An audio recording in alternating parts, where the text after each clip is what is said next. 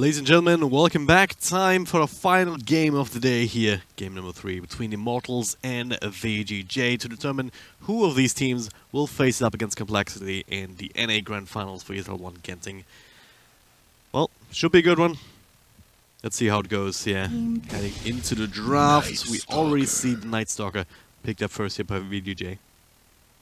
Pretty much the hero that both teams like. Well, it's a hero that everybody likes, really. How often have we seen Night Stalker these days? Pretty much. I picked a band almost. He's pretty much picked a band yeah. every time. Yeah. 10 seconds remaining. This time around, the Tiny has been taken out by Immortals. 5 other heroes seconds been remaining. banned. I guess Spain is also a noteworthy one. Razor, of course. Yeah. But generally speaking, very standard bans here, I believe. Pretty much overlapping with the previous ones as well. Yeah. So nothing exactly new. It does leave the Sand King in the pool, although, you know, the hero that we've seen twice now from VGJ Storm. Oh. But I doubt that they will pick it up just because they already have the Night Stalker, and that is, of course, their roamer. Let's see what Immortals pick up here. I feel like they need to change something up. Obviously, they did win the first game, so don't really need to panic too much, but Yeah. that second game was just not that good, and I just want to see them just run something else. Just forget El Titan. They need to reset just mentally, because it really felt like they just started to stumble and never really got back up. Right? It was some very interesting decisions just that led to them just being caught off guard just way too often, time and time again, and forced into taking team fights that were far from favorable, and of course leading into complete and utter team wipes. And well, maybe it's still coming back to them or haunting them a little bit, because taking a lot of their reserve time here just for the first pick.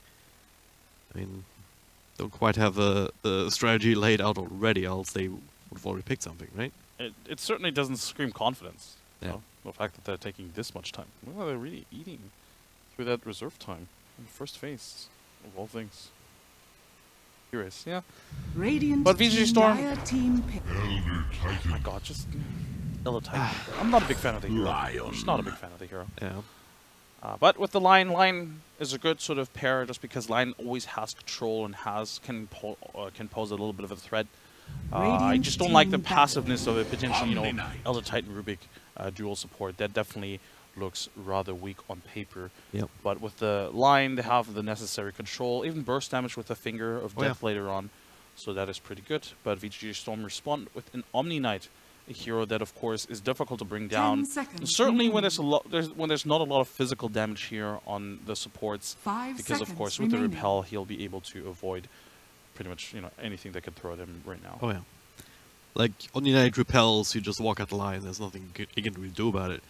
To a point where you just punch him to death almost, depending on levels and where they're at the moment here. But certainly in conjunction with the Night Stalker, right? I mean, it's already a kill lane if you manage to catch out some of these supports who are trying to support. And I really like this opening from VGJ Storm because of it. We'll see where this draft turns to, though. I mean, there's still a couple of interesting and strong heroes in the pool, like Shadow Shaman, for instance, as a 5 position for VGJ Storm, as again, the classic hero provides a lot of extra control, some good zoning potential just by itself for the safe lane, so Night Stalker is free to do whatever he wants. And then the push component that you generally want in the draft to ensure objectives. I'm gonna take out the Luna, actually. Not the most common ban by any means. Yeah, usually at this stage we see the likes of Medusa being banned out. 10 seconds some remaining. hero, you know, that you just never really want to deal with. It's not like Luna is one of those heroes that 5 seconds puts remaining. you on a timer where you have to like either really pressure her in the first 20 minutes or she's gonna spiral out of control. It is an annoying hero to deal with, don't get me wrong, but so is virtually any hero anyway. So definitely a bit of a surprise. That said, there's a bit of a combo potential with the Luna, of course. You know, the Eclipse being much stronger with that Elder Titan aura, so potentially just looking to ban out heroes that can combo well with the setup here from Immortals thus far. And if that is indeed the idea here, then maybe even taking out the Tinker. You know, Tinker Elder Titan is definitely a very potent combo. That said, if you're VGJ Storm, I'm not sure you were worried too much about the Tinker, because you do have the Night Stalker. 10 seconds remaining. Yeah. Just, you know, scout out the Tinker with his Hunter in the Night ability. 5 seconds remaining. That's the thing, you know, especially with this Disruptor ban, Sesame the Immortals do want to pick up one of these very mobile cores Dire team out of pick. mid lane here. It's very like maybe not even necessarily mid lane, but yeah, just one of these very mobile cores that doesn't really want to get glimpsed or got like kinetic field or static storm for that matter. But the Night Stalker, just as you said, with the silence counters out many of those already. 10 seconds remaining. Immortals not take away the Tide Hunter from VGJ Storm. Not necessarily 5 taking it seconds away, but you know, remaining. hey, anything you can do, I can do better. Yeah. Potentially. Tide Hunter, of course, a very stable laner. Provides a lot of teamfight control that we've just seen. Can be played as a utility core. Normally is played as a utility core, but just now we saw like a Phase Woods Medallion kind of build, which is still utility, don't get me wrong. It's just different kind of utility. Different kind of utility. It's not the sustain type, it's more aggressive really. And he did build into the pipe at some point, right? So yeah. Definitely still a lot of utility from that hero. Just really strong because you can farm stacks, you can farm ancients, you are difficult to zone out in the lane, and in a 1v1 matchup, even if it's against an Omni Knight, you generally do pretty well.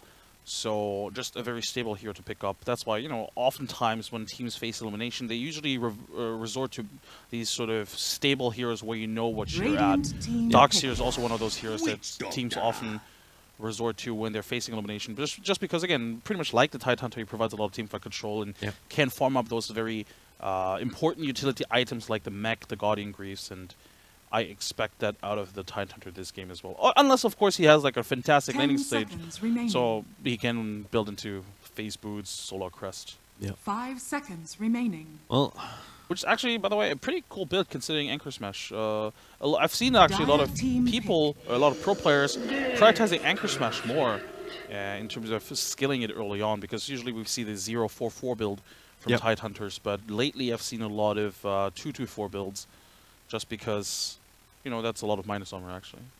It does add up, yeah, it does. And for Anchor Smash, of course, being physical damage, that will benefit from that. So, yeah, we'll see how this Tide Hunter works out, though, right? I mean, there's still a few picks to go, but with the Death Prophet, you also add a lot of extra physical damage. So, you have a good mix already between the supports as well as these cores that you've already shown. But of course, Omni Knight always has the potential to be an issue because of your ability to counter both, like with the Guardian Angel on one hand and the Repel on the other. And Sniper is definitely gonna need that kind of support if he gets jumped on. But the question is, what's Immortal's catch here? What's the initiation? Line with the Blink? It's not really reliable because you can't really guarantee that he gets to that Blink. Beyond that, like, it's just walking in and threatening them and like saying, "Hey, VGJ Storm, come to us instead, please." I think they could look, just for that very reason, I think they could look towards something like a CK here in the last pick. 10 seconds I think they need a carry that can also hit towers, because I don't think they should rely on only the Death Prophet, but they also need something that can fight. But they could also potentially just fall back as a carry. CK might actually not be the best pick here, but just because he doesn't carry that well. They definitely want a hard hitter here. Yeah. But for VGJ... Actually, yeah, Dusa still in the game. Do you really want to Dusa here? I was just thinking about that. I mean, not bad, but it's also not great. There's also there's already a lot of control here on VGJ Storm's side, and there's a lot of raw damage here as well, of course, with this sniper. I still feel like they could get away with it, probably. The Immortals also have last pick, I believe, right? So they can always just look at what VGJ Storm has to offer and then decide then. Of course, still need a carry. VGJ Storm still also need a carry. Terrorblade could be a good pickup here for both teams, I believe. Would be even stronger for Immortals. Because, right, they do have damage with the sniper, but early on they actually don't really scratch the Terrorblade right now. They would have to hit really good, you know, Maledicts and of course focus him outright. There's a Dusa ban coming out from VGJ Storm, so definitely realizing that potential here from Immortals to protect whoever they, like, no matter what carry they pick, they're able to protect that carry, which is really strong here. Yeah. Well, I don't know, I'm trying to think of other heroes because I wouldn't be the biggest fan of the Terrorblade here. Despite kinda, it would kind of fit into the lineup, but there's already some tools for Immortals to deal with it, like with the line, especially just being able to dispatch some of these illusions, and that's actually where a lot of the damage output is coming from Terrorblade. Not just the metamorphosis on the actual hero, but also just on these 2 or 3 illusions that he gets with him. But Instead, they go for the Juggernaut. It's 10 seconds remaining. again goes back to what you said earlier. Just a super solid, super safe hero 5 that you seconds can't really remaining. go wrong with in most circumstances. 3 seconds only. I wonder if this is a Spectre game. This could They be don't interesting. really need the Spectre to push with the team. Oh, Morphling. Choose your hero. He has been nerfed. You He cannot- definitely has been nerfed, but there's not much lockdown here anyway. There's only the cast, so it doesn't really Exactly. matter that he's been nerfed. Like in this game, look, there's been a lot of memes out there about the Morphling. Oh, you just need to predict the stun. That's actually... That legitimately, I've seen that as a meme on certain forums. But honestly, in this game, there's only the cast to worry about.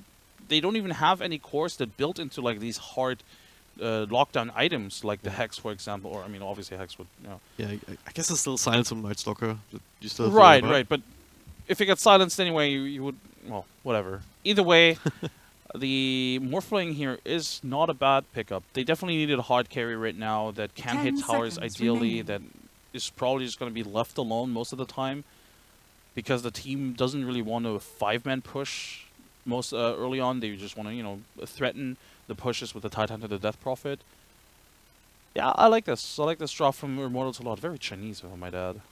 But VGJ Storm, they do have that potential to potentially be aggressive early on, yet again. Night Stalker, Witch Doctor, definitely an active roaming combo. The Omni Knight is also going to be difficult to deal with in lane. Then you have the Juggernaut, the Sniper. So there's a bit of kill potential on pretty much all 3 lanes, actually, if they make the right rotations. So don't count them out just yet, but I do favor Immortals' lineup here. I think it is a little bit easier to execute, and it is very straightforward, whereas on the side of VGJ Storm, they don't really have that safe objective taking, like, you know, pushing, or committing an ultimate and boom, we have a tower. They don't have Prepare that. for battle. Their team fight isn't as great either. So really, I feel like right now they have to rely on a really solid laning stage to sort of get into that mid game. Yeah. Whereas the Dire side, the Radiant side, even if they fall behind, they will still be able to, you know, commit to those pushes with just, you know, grouping up and then committing the exorcism. Yep. Well, see how all that ends up working out, and I'm also curious to see how this Morphling will be played. Whether we're actually going to see the usage of that ultimate, or whether it's just going to be the old shotgun Morphling, which is ignoring that you cannot have that safety from the replicate, or from the old replicate. I mean, you know, we've seen Morphling a couple of times, of course, or actually a lot of 30 times seconds in the to past battle. couple of weeks. So definitely shotgun Morphling. Makes a lot of sense here, especially since the cores are, or the heroes are generally rather weak here. Yeah, but still, like, sure, you're going to build that item anyway, but it just... I'd really love to see teams just going a little bit more aggressive and just really making the most, or starting to figure out ways to get the most out of that ultimate. Because in this game, for example, you could morph The into Witch battle Doctor, begins. throw the cask, throw the Maledicts, go back, and then nuke somebody down so much easier. Yeah? You could turn into an Omni Knight, throw the Repel on yourself or your teammate. Right? There's so many things that we not really used to seeing just yet. You definitely have a good point. I do think that teams should be, or players should even be looking towards using that ultimate a little bit more.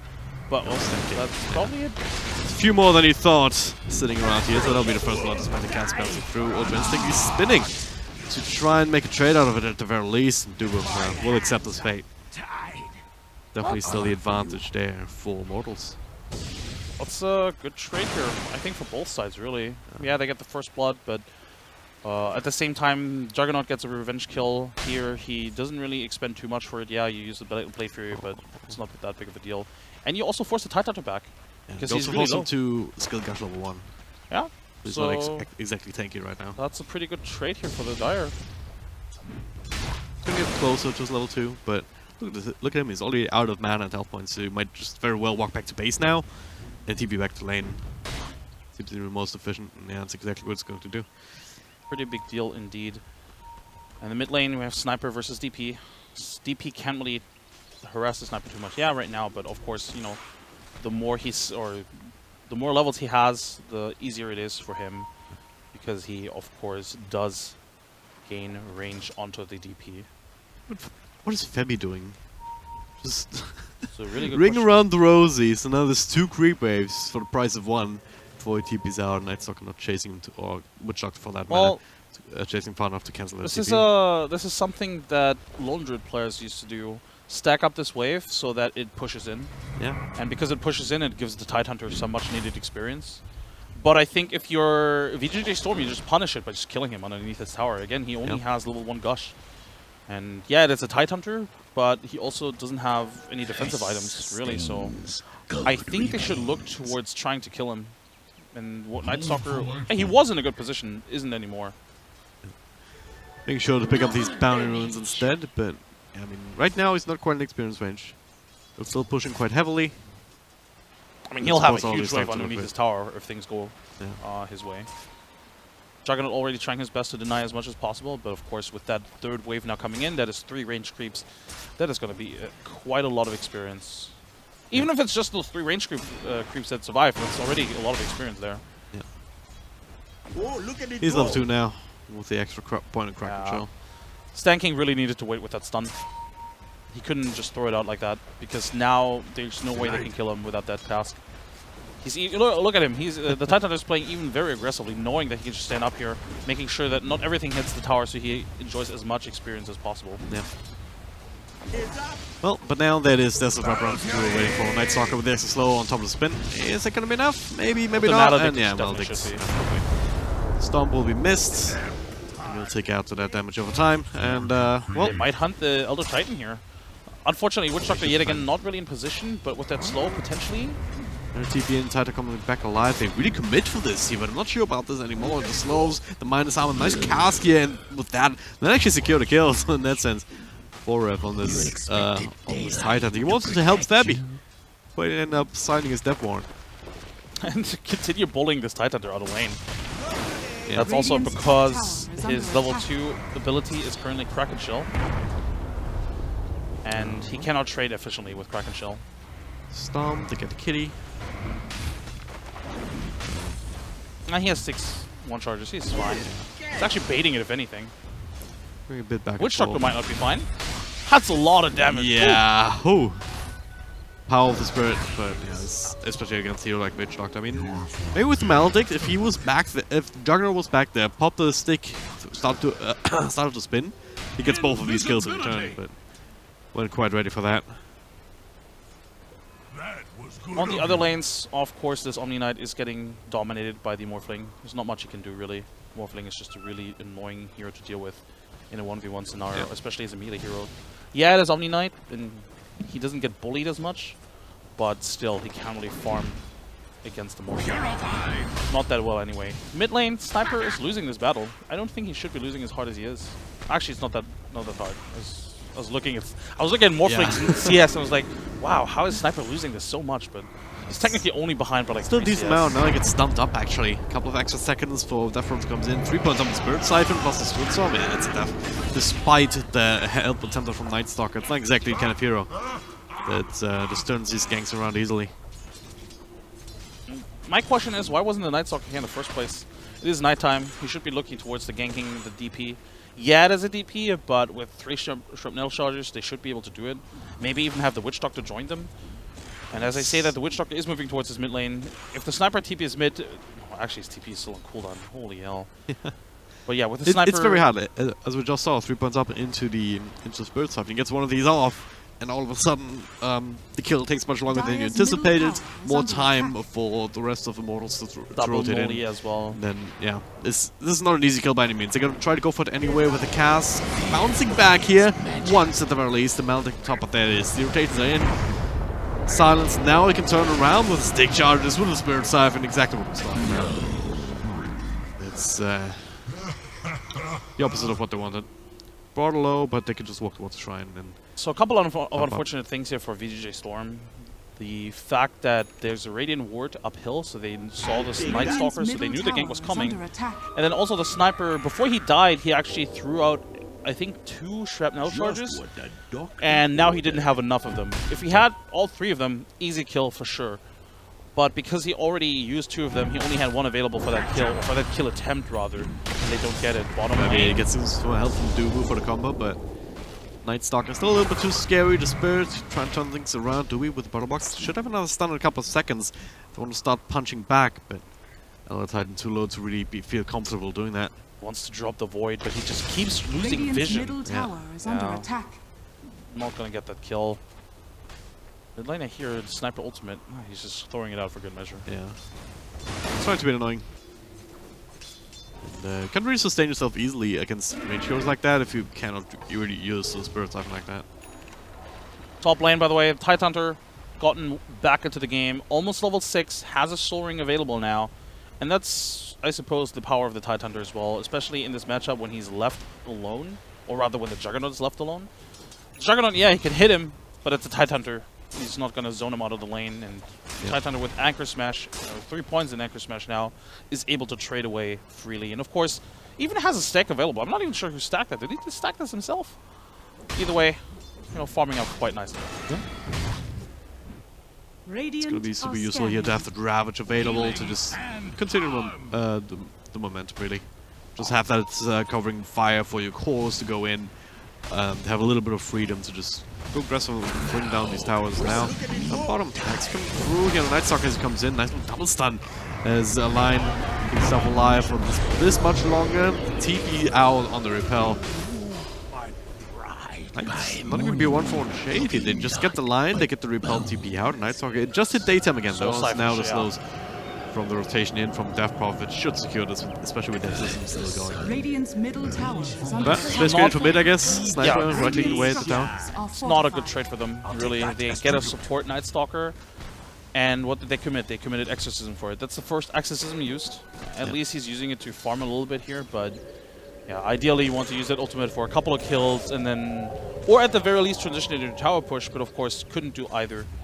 And they have to, I guess, be content with what they got. But of course, if you're dire, you count that as a win. Yeah, you use the Night Stalker, but it was also the end of the nighttime, and you got a kill during the nighttime, so that's definitely a win for them. Yeah. Bottom morphing continue to be annoying. Like he's setting all into 15 stick charges. What you can also do now with no mana cost shift, you just morph a bit of extra agility. You pop the stick charges if you really need to, and you can morph back to what strength. Pretty much no matter how much punishment you've taken.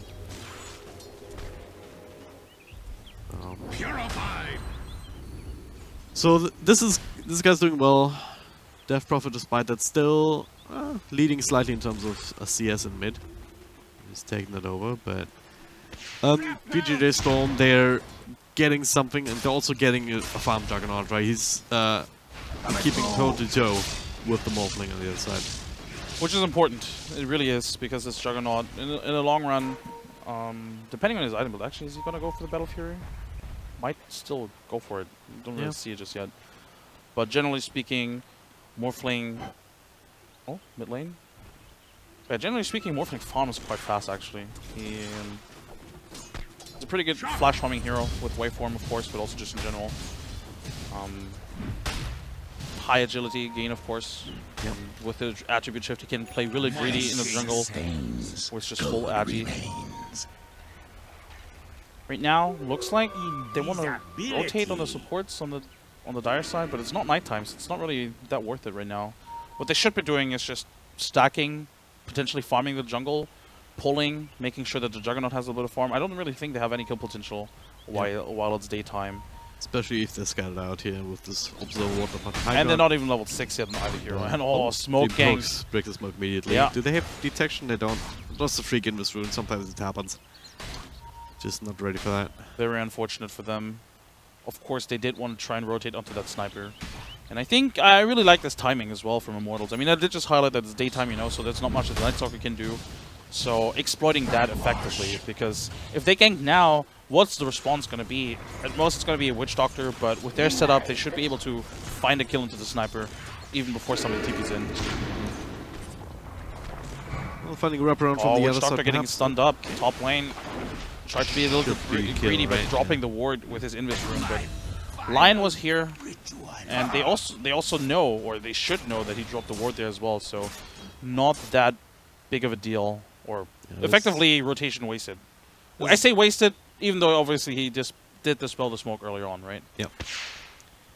Oh, okay. Shrapnel actually just scout out the Yellow Titan. 1, 2, 3 headshots in a row. Just goes around for the stomp. Nice little dodge to the side there. with the Look ultimate at this. Well, Death probably coming through from the side with the ultimate. Started to actually just annihilate the Night Stalker in the middle of that. Morphling automated rotation in here. Now all of a sudden it is the Sniper's in a lot of trouble. Nuked out of that particular teleport attempt. 2 very easy kills. And at the same time up top, they're gonna continue this pressure across the map. Pushing Juggernaut, making him hug his own tower and as well as healing ring. So 2 things. That one ward enabled the kill into the sniper. They pinged it out as well, but it's already paying off by itself. Stanking mid lane dies with the exorcism still up. I guess the saving grace here is that they don't get the tower with the exorcism. Hooray! I guess, yeah. I mean, overall though, overall the net was still not kind of too bad. At least when you look at the net worth metric up at the top. But if you actually look at the distribution, a lot of that net worth is just on a Juggernaut, and then it's followed by the 3 cores of the side of the board. So this distribution is not quite there where it needs to be. They nuke him down to like a quarter of his health points with Stomp. Spin came out on time to prevent the extra follow-up control. Ultra Instinct still very much alive. Yeah, if Stan King had been there, that probably is a dead Juggernaut. They were going to set it up. They had the Ravage available, and that they chained it pretty perfectly, you know? Oh, the one just came out, immediately taken care of. Now, spin TP out, that should be successful. Meanwhile, the Stomp actually catches Woodchuck in the back, still gets snapped in despite the repel. Doesn't know what he can, the Ravage being committed. Catches 2 here if they want to continue, but they really can't. Sniper now showing his face with the shrapnel will help finish off Dubu, turns around for a Hex. And it was dead either way. Meanwhile, well, Titan isolated in the side. They get the Void with the extra flying vision. So, pretty good dive, but maybe a little bit too deep. I give that a 2 out of 10. Sounds about right. Yeah. They got, what, 1 kill onto the Witch Doctor, I believe? And they committed a Ravage for it. Yeah. Definitely not a good trade for them. The idea... trading 3 heroes, in fact. 1 out of 10 then. Not the best rating after all. Fortunate, or one of the good things rather for VGJ Storm is the fact that Sniper was able to get one of those kills as well. Really important for him because he did of course fall off, did not have a good time mid, and then of course even got killed while attempting to get a kill in the Elder Titan earlier by the Morphling. Yeah, but yeah, this is good recovery for them. OmniKnight also doing really well in terms of net worth now, has the drums available and is really difficult to bring down. And he has to run around with his team now. He's the one linchpin sort of in this lineup because he's able to sustain everybody else. Yep.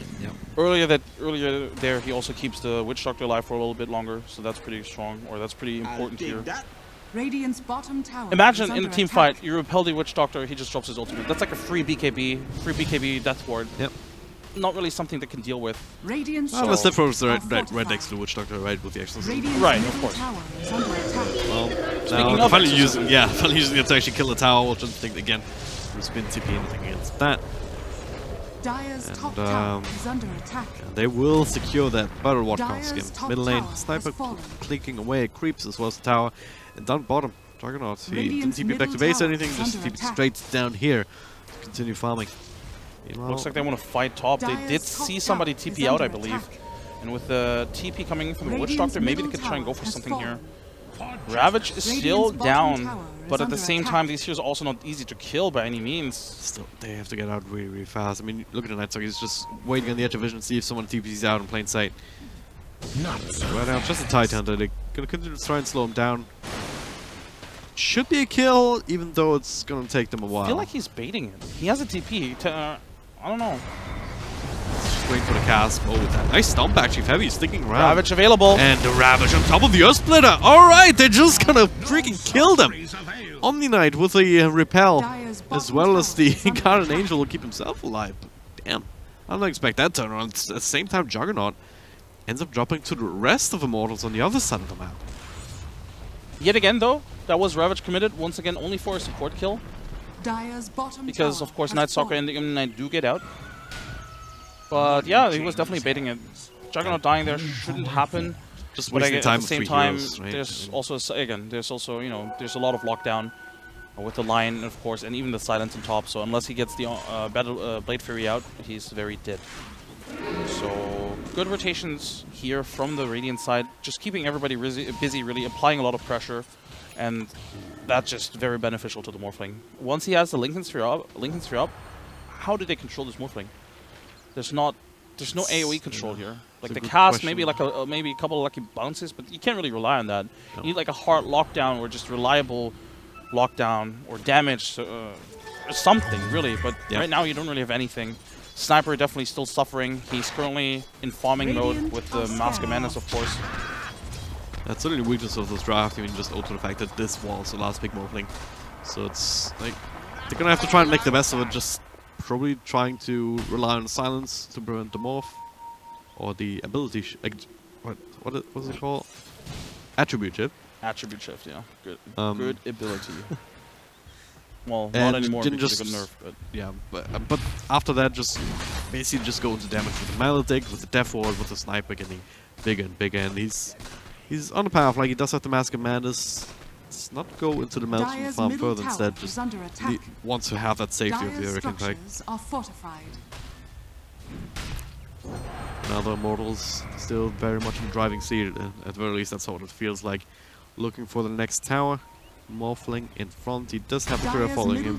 Finally finishing up the Lincoln Sphere. And yeah, I mean, VGJ Storm, they realize they cannot fight into this right now. Despite the Ravage being cool. That's the strength of this lineup, right? The sort of grouping up and taking towers. They didn't even need the Morphling there necessarily. But in general, it's really difficult for VGJ Storm to fight into this because they don't have that sort of clean-cut initiation, blink burrow, blink epi, whatever.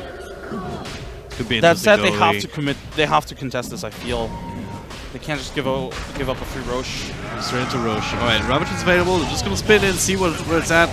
Force the rotation now. The Ravage comes through, but the Repeller nominated himself. Well, not gonna protect the Sniper though. They're gonna try and bring him down, but he's super fast up on the high ground. Already starting to blink away. Omni-Slash bouncing around between a few heroes. Mostly the Morphling doesn't really care now. Starts to turn on the right click with the extra nuking power from the waveform across. He's shifting attributes here a little bit to agility, but not to a point where just accidentally dies. Now another big old stun and pushback on the Sniper. He's trying to make his way up to the high ground, but he can't. The nuke from the Death Prophet will be enough to push him over the edge. And they haven't even lost the hero yet. They might very well not, even though the cast is bouncing. Stacking, trying to do what he can, but he just ends up feeding himself away. I think he TP'd into the tower there to try and turn this, right? This is very worrisome. Yeah, he did. Oh, this is very worrisome. And this is on top of the Morphling actually misplaying. Like I said, he was actually attribute shifting to agility in that engagement when he walked uphill there. But it's very worrying because they don't have any lockdown. They can just walk in there and just expect the fight to happen. And ideally, they all run in and the Sniper hits everybody. But that's like the ideal scenario where Immortals doesn't pull their abilities. When they do use their abilities, they have so much control. They keep everybody in check. They immediately kill the Witch Doctor, and without the Witch Doctor, that's no control anymore left. Yep. It's not great. The Omni Knight, he walked in there with the Witch Doctor, with the Juggernaut as well, trying to create as much space as possible for the Sniper. But they can just either ignore them or kill them even. Yeah. I'll take that as tribute. Now straight back to where they were before, into the Roche pit. No exorcism this time. It's gonna take a little bit longer. But eventually they'll bring it down.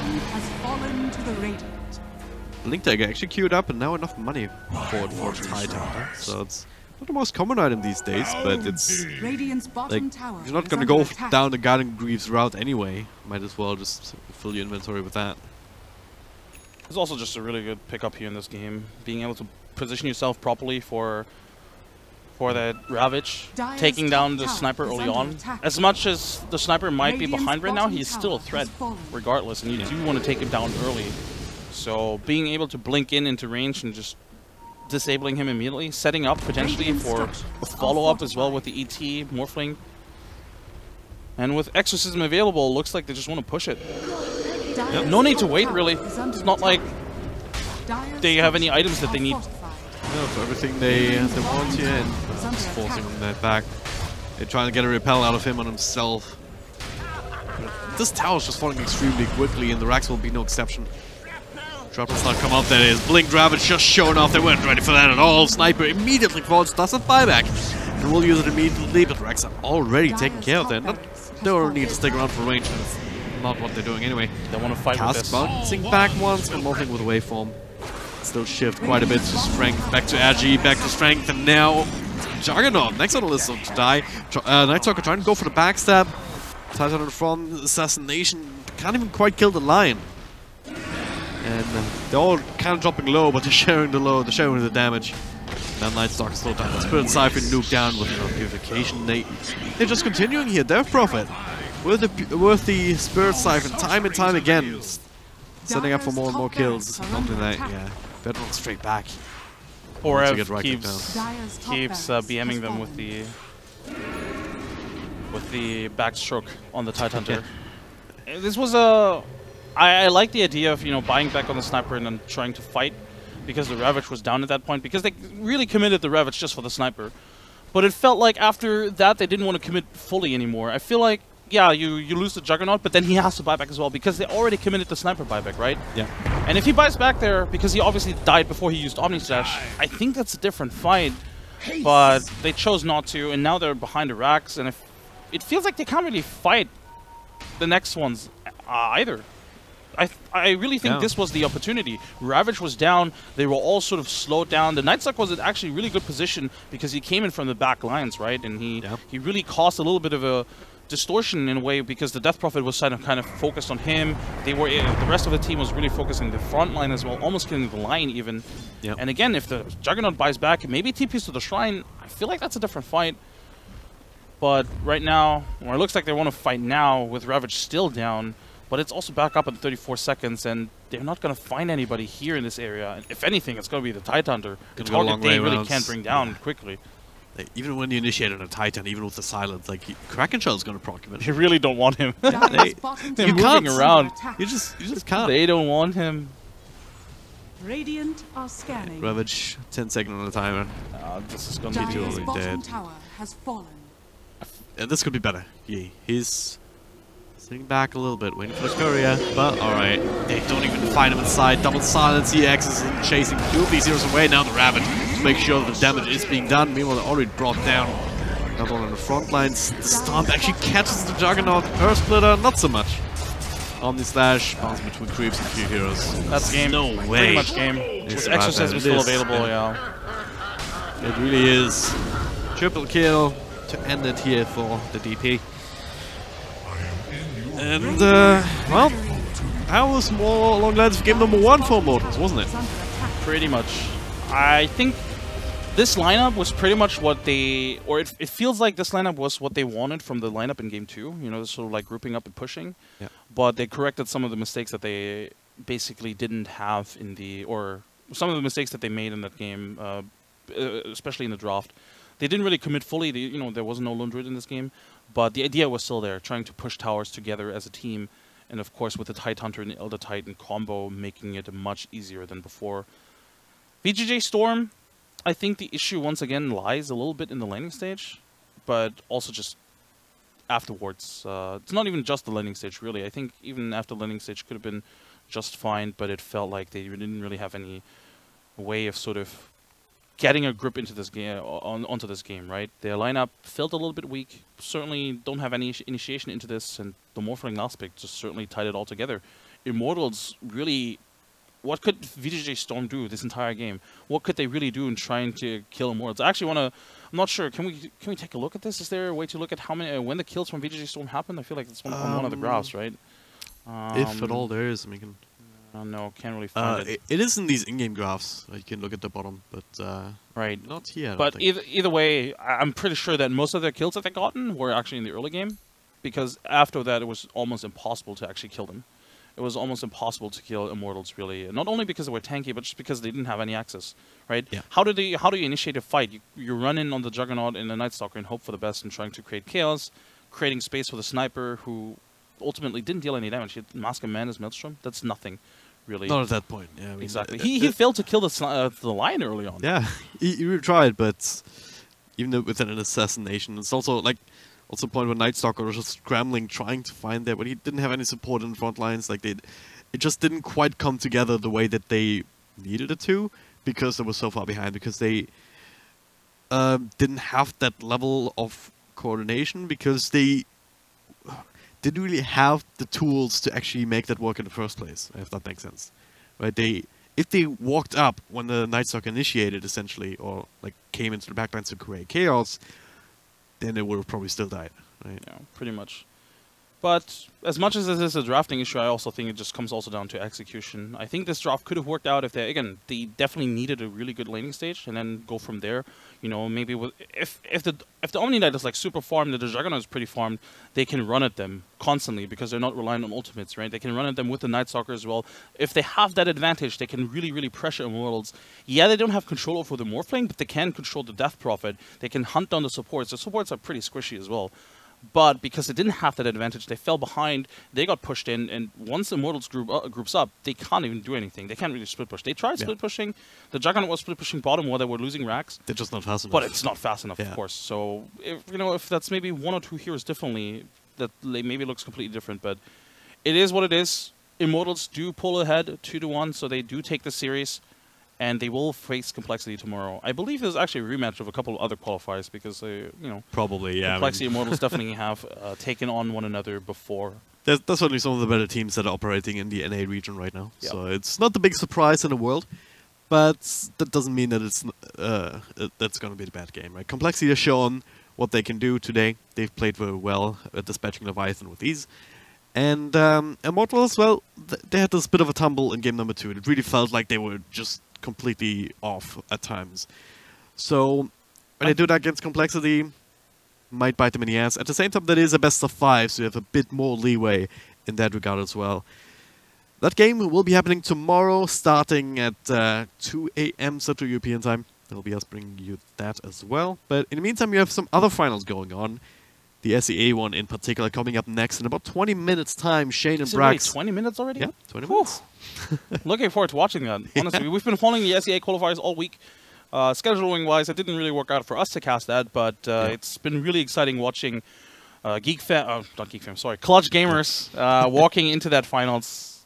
Up against TNC, I do think there is that chance for them to grab it, but TNC definitely the favorite here going into that. Right? Absolutely. Yeah, the favorite, but again, I wouldn't take anything away from Clutch Gamers. They've been looking better and better, and I would give them at least like a 35 to 40% chance of even at least taking one game. That's a safe thing to say, I guess. But even winning it.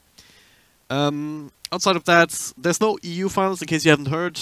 2 teams make it out of the group stage for EU, and that means the semi-final winners.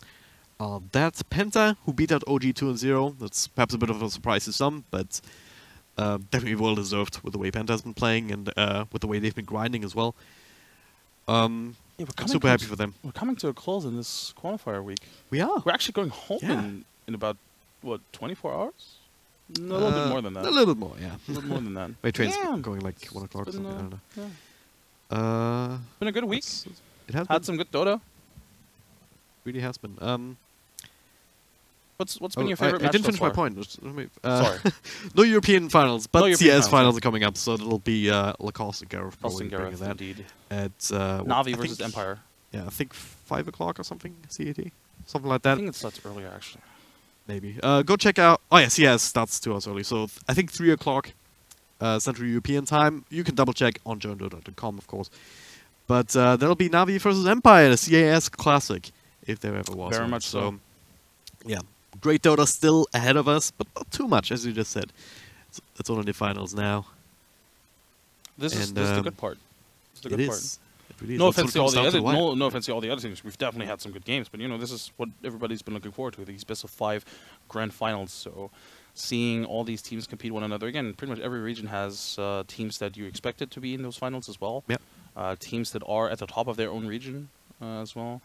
I guess SEA might be a little bit of a outlier here, of course, because Clutch Gamers, they're also sort of still trying to find their own form, right? They've been a little bit off lately, forced to make a couple of roster changes as well, but generally speaking, we are looking at a couple of really, really good games here. I'm not actually sure which stream the grand final is going to be. Yeah, just double checked. It is on John Dota Blue. I will throw out a host here, so you don't have to go anywhere. No worries. Again, 20 minutes or so on the clock. Still a bit of time for a break. And also time for us to take a break and settle in, maybe get some snacks. and watch that game because it's gonna be amazing. For sure. Definitely worth sticking around for that. Might even make an appearance or two in that stream. Not making any promises, but I did talk to Shane earlier. Did you? Maybe, All right. Maybe we'll figure something out. Of course, we are all here in Berlin at the Freaks Radio Studio. It's Yeah. been a lot of fun this week. It has Shout been out to indeed, them for not flying us. I didn't fly out here, but for sending us out here. It's been a lot of fun. Yeah. Hopefully, we get to do this sometime soon again. I believe actually you're here for the Chinese qualifiers next week. I will be here for Chinese qualifiers. I Yeah. believe that's like what 28th to 30th Yep. or something. So Yeah. if you guys, like me, like to avoid your family during Christmas, don't worry. This guy and Gareth got you covered Yeah. for the Chinese qualifiers on December 27th or December 28th till 30th. If you're like me and you're a huge fan of the Chinese region, that's going to be exciting. A lot of turmoil in the Chinese region, of course, with a couple of teams doing a couple of roster changes. LGD, most notably, have been announcing that they're looking to have a couple of tryouts for new positions. I believe they're looking for a carry and a potential support player. So, yeah. Chinese Dota right now, this is going to be very exciting. Bit of a turbulent time, right? For So- sure. Especially going into the Chinese New Year. That's usually when contracts run out. Oh yeah. Right, and then that's going to be completely wild. We might even see completely new teams afterwards. Always an exciting time. So that's going to be coming up after Christmas. So Yep. I will spend a couple of days with my family, but then right back at it. And of course, it's not the only ESL event that has qualifiers coming up. Katowice. Katowice, yeah. Let's not forget about that. The big Good old stuff. major in February in Poland, ahead of IEM, I believe, as well. Yeah, they have yet to announce the exact details on that. I don't Yeah. think there's... I think the dates are set, but the teams Yeah. have yet to be officially Exactly. revealed. So again, do keep an eye on johnny.com for all the information on that when it comes out. But it's coming up in January, like in the middle of January. That's when the qualifiers are. Again, here from the studios in Berlin. So you can look forward to that as well. Maybe even with yours truly. Yeah. I think I've been already set. But I think you have to make some cogs work before. Like, Yeah, hopefully. With just getting time off and everything. It would be amazing. We'll see what happens. For now, finally time for us to take a break. So I hope you guys stick around for SEA and come back tomorrow for NA as well, because that'll be our last stand. Until then, see you soon.